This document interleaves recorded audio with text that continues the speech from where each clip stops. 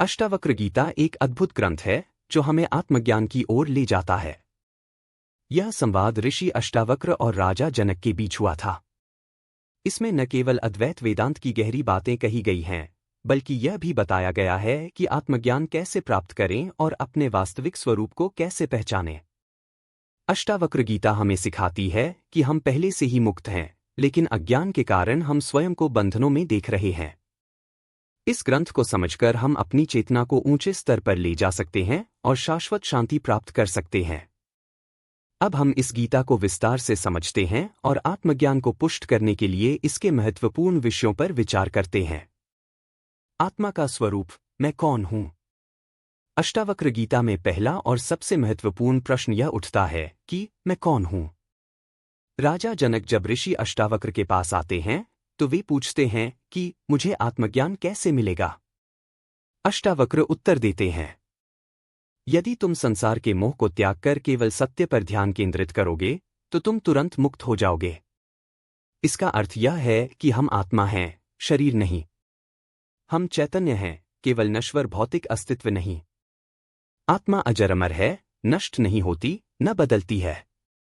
हम परमात्मा के अंश हैं, इसलिए हमारे भीतर असीम शांति और आनंद का स्रोत पहले से मौजूद है।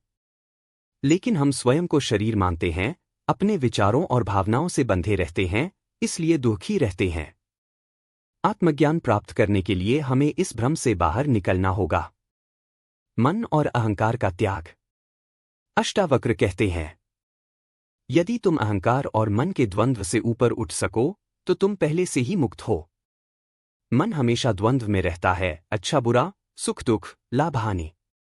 यह निरंतर विचारों में उलझा रहता है और हमें हमारी वास्तविकता से दूर रखता है। जब हम यह समझ जाते हैं कि मैं मन नहीं हूं, तो हमारे भीतर गहरा शांति का अनुभव होता है। कैसे करें मन पर नियंत्रण? साक्षी भाव अपनाएं, अपने विचारों को एक साक्षी की तरह देखें, उनसे जुड़े नहीं। ध्यान करें, नियमित ध्यान से मन शांत होता है और आत्मा की अनुभूति होती है। संयम रखें, इच्छाओं को नियंत्रित करें, क्योंकि इच्छाएं ही हमें बंधन में डालती हैं। बंधन और मुक्ति का रहस्य। अष्टावक्र गीता में कहा गया है कि तुम्हारा कोई बंधन नहीं है, तुम्हें केवल ऐसा लगता है कि तुम बंधे हो। बंधन कैसे बनता है? इच्छाओं के कारण। जब हम किसी चीज की चाहत करते हैं तो हम बंध जाते हैं। अहंकार के कारण, मैंने यह किया, यह मेरा है, ये भावनाएं बंधन को बढ़ाती हैं। अज्ञान के कारण हम अपने वास्तविक स्वरूप को भूलकर स्वयं को शरीर और मन मान लेते हैं। मुक्ति कैसे मिलेगी? सब कुछ छोड़ दो, मानसिक रूप से कुछ भी अपना मत मानो। निष्क्रिय साक्षी बनो, हर चीज को देखने वाले बनो, लेकिन उसमें उलझो मत। ज्ञानी बनो, यह समझो कि तुम शुद्ध आत्मा हो, न कि यह शरीर और मन। संसार केवल एक सपना है। अष्टावक्र कहते हैं, यह संसार एक स्वप्न की भांति है। इसे जितना अधिक तुम वास्तविक मानोगे, उतना ही यह तुम्हें दुख देगा। सपने की तरह क्यों? यह हर पल बदल रहा है। इसमें कोई स्थायित्व नहीं है। मृत्यु के बाद यह समाप्त हो जाता है, जैसे नींद से जागने के बाद सपना समाप्त हो जाता है। जब हम संसार को स्वप्न की तरह देखते हैं तो हमारा दृष्टिकोण बदल जाता है। हम इससे मोह नहीं करते और तब हमें वास्तविक शांति मिलती है। साक्षी भाव, सबसे सरल साधना।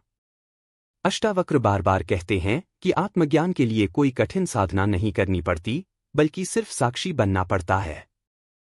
साक्षी भाव का अर्थ है, कुछ भी अच्छा या बुरा हो, बस उसे देखो, उसमें मत उलझो। शरीर में सुख दुख आए, विचार आए जाए, बस एक दर्शक बनकर देखो। यह समझो कि तुम इन सब से अलग हो। साक्षी भाव के लाभ। मन शांत हो जाता है। इच्छाएं स्वतः कम हो जाती हैं। जीवन में सहजता और आनंद आ जाता है। कोई चीज तुम्हें बांध नहीं पाती। शुद्ध ज्ञान, कोई भी कर्म तुम्हारा नहीं है। अष्टावक्र गीता हमें यह भी सिखाती है कि तुम कुछ नहीं कर रहे, सब कुछ प्रकृति कर रही है। हम सोचते हैं कि हम कर्म कर रहे हैं, लेकिन वास्तव में यह शरीर, मन और प्रकृति की क्रिया है। आत्मा केवल साक्षी है। कैसे समझे कि कोई कर्म हमारा नहीं है? जब सांस अपने आप चलती है तो क्या तुम उसे चलाते हो? नहीं। जब भोजन पचता है तो क्या तुम उसे पचाते हो? नहीं। जब दिल धड़कता है तो क्या तुम उसे धड़काते हो? नहीं।